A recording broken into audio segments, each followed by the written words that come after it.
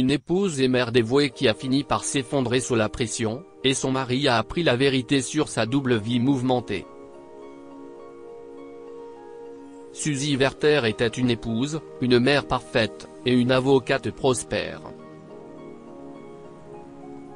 Comme la famille économisait pour acheter une petite cabane au bord du lac pour passer les étés, elle n'avait pas d'idée ménagère, comme tant de ses amis. Néanmoins, la maison de Suzy était toujours propre et étincelante, pas une seule peluche ne noircissait ses sols, les chemises de son mari étaient toujours impeccablement repassées. Les repas de la famille étaient délicieux, faits maison, et toujours à l'heure.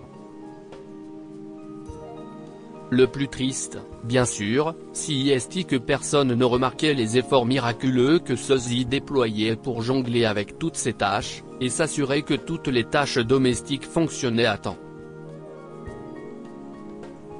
Puis un jour, Suzy a été promue, et le peu de temps dont elle disposait pour tout ce qu'elle devait faire a dû s'étirer encore plus. Voyant la difficulté, elle avait parlé à son mari Justin, de refuser le poste. « Chérie, a-t-elle dit, être chef de service va ajouter beaucoup de choses à mon emploi du temps. » Chérie, a dit Justin en passant son bras autour de son épaule. Je sais que tu peux le faire, et nous pouvons utiliser l'argent supplémentaire que tu vas nous rapporter. Suzy a soupiré, et Justin a ajouté, à quelle heure est le dîner ? Pendant que Suzy mettait au four le poulet farci à la citronnelle au bacon et aux châtaignes d'eau, leur fils Mark s'est présenté à la porte de la cuisine. « Maman, a-t-il crié. Tu n'as pas pris soin de mon équipement de baseball. Mais… » Il n'était pas dans le panier à linge, s'est écrié Suzy. Tu sais très bien que j'en ai besoin le mercredi, maman. S'est écrié Mark. Tu aurais dû le prendre dans ma chambre. Suzy s'est appuyée contre le comptoir, et a fermé les yeux. Elle était désespérément fatiguée, et maintenant elle devait aller faire un peu de lessive supplémentaire. C'est alors que son téléphone a sonné. « Hey, Suze !» s'est écriée la voix joyeuse de sa sœur Kim, à l'autre bout du fil. « Comment va Superwoman ? Pas si super en ce moment, a admis Suzy avec un soupir. J'ai l'impression que c'est devenu trop difficile pour moi de gérer tout ça toute seule. Alors ne le fais pas, a dit Kim. Demande de l'aide. Je suis sûr que Justin et Mark pourraient en faire beaucoup plus à la maison, ce qui te laisserait un peu de temps libre. Suzy n'était pas si sûre, mais ce soir-là, après le dîner, elle a essayé. Mark, a-t-elle dit. Tu as 11 ans, tu pourrais te préparer des sandwichs pour ton déjeuner ou manger à la cafétéria. Oh, allez maman. S'est moqué Mark. La cafétéria ? Vraiment ? Et pour faire mes propres sandwichs, il faudrait que je me lève super tôt. Allez, Suzy, a dit Justin en lui faisant un clin d'œil. Tu sais qu'il n'y a rien de tel que les sandwichs de maman, et tu gères tout si bien. En fait, Justin, a dit Suzy, je voulais te dire que je me sens un peu dépassée en ce moment. Je pensais que tu pourrais commencer à faire la vaisselle. Ce soir, par exemple. Mais Justin s'est levé précipitamment. Désolé, Suzy, j'ai une réunion très importante tôt dans la matinée. J'ai besoin de me reposer, tu sais. Et Justin et Mark se sont éloignés de la table, laissant tout le travail à Suzy. Elle a commencé à débarrasser lentement, les larmes aux yeux. Ils n'ont pas vu son effort ou sa lassitude. C'était comme si elle était devenue invisible pour son mari et son fils, sauf en tant que femme de ménage et gouvernante. Suzy a porté l'équipement de baseball de son fils dans la buanderie, l'a mis dans la machine, et a réglé un cycle de lavage et de séchage. Puis, elle est remontée à l'étage et a commencé à ranger la vaisselle sale.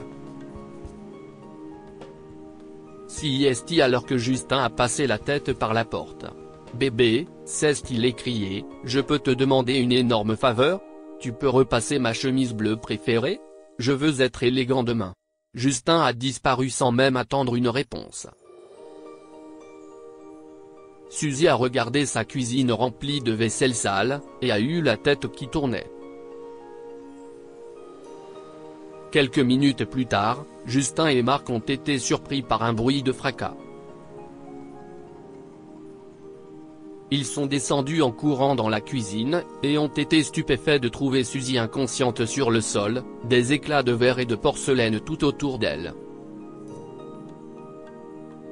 Les médecins lui ont par la suite diagnostiqué un épuisement nerveux, et l'ont placé au repos total dans une clinique pendant 2 semaines. Justin est rentré chez lui et a regardé autour de lui.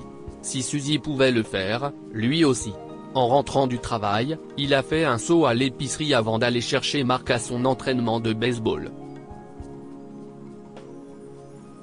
En regardant toutes les allées et les étagères remplies d'1 million d'articles et de choix, Justin a fini par prendre des lasagnes surgelées, et une salade toute prête. Mark et lui sont rentrés à la maison, et Justin s'est dirigé vers la cuisine. « Papa », criait Mark, « tu ne vois pas d'abord Maider avec mes maths? Maman le fait toujours. » À bout de nerfs, Justin a mis les lasagnes au four et s'est assis avec son fils et ses livres de mathématiques.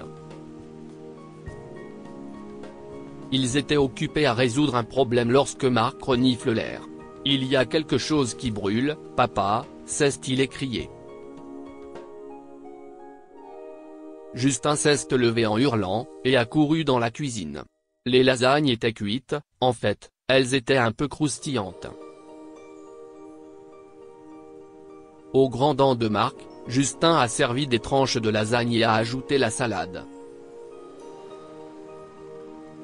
Mark a goûté, puis a donné un coup de fourchette. Si est dégoûtant.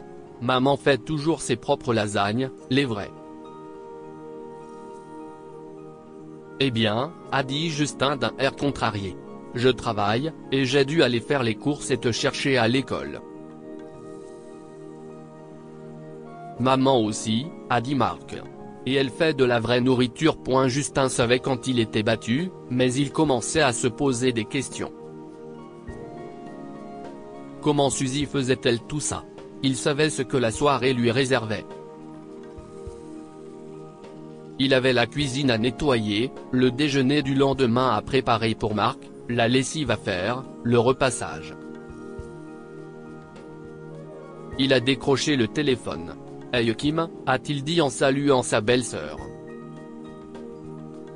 « Écoute, je me demandais. Qui a aidé Suzy à s'occuper de la maison? » « Personne », a demandé Kim. « Certainement pas toi ou Mark. Je sais qu'aucun de vous ne lève le petit doigt pour l'aider, ni même pour la remercier. Et si est pour ça qu'elle est à l'hôpital Justin, elle est surchargée de travail. » Kim a dit beaucoup d'autres choses, que Justin n'a pas pu nier, des choses qui l'ont fait se sentir très honteux de lui-même. Au moment où il raccroche le téléphone, il était déterminé à ce qu'il y ait de grands changements dans la maison. Lorsque Suzy est rentrée à la maison 2 semaines plus tard, elle avait du mal à en croire ses yeux. La maison était impeccable, il y avait un délicieux rôti dans le four, et la table était garnie de bougies et de fleurs. À partir de ce moment, Justin partage les tâches de Suzy à parts égales, faire les courses, cuisiner, nettoyer et aller chercher Mark. Mark a commencé à se lever tôt pour préparer son propre déjeuner, et il était chargé de mettre ses vêtements à la machine. Que pouvons-nous apprendre de cette histoire? Personne ne peut être tout pour tout le monde en même temps. Suzy a assumé trop de tâches et a permis à sa famille de profiter de sa bonne volonté. Assurez-vous de montrer votre soutien et votre appréciation aux personnes que vous aimez. Justin a pris au sérieux les appels à l'aide de Suzy après qu'elle se soit effondrée. Découvrez maintenant l'histoire de cette femme qui a invité son ex-mari SDF chez elle, et a appris son terrible secret. Cette histoire est inspirée par l'histoire d'un de nos lecteurs et écrite par un rédacteur professionnel. Toute ressemblance avec de véritables noms ou lieux est une pure coïncidence. Toutes les images sont utilisées uniquement à des fins d'illustration. Partagez votre histoire avec nous. Elle changera peut-être la vie de quelqu'un. Si vous souhaitez partager votre histoire, envoyez-nous un mail à info@amomama.com. Abonnez-vous à Amomama sur Google News.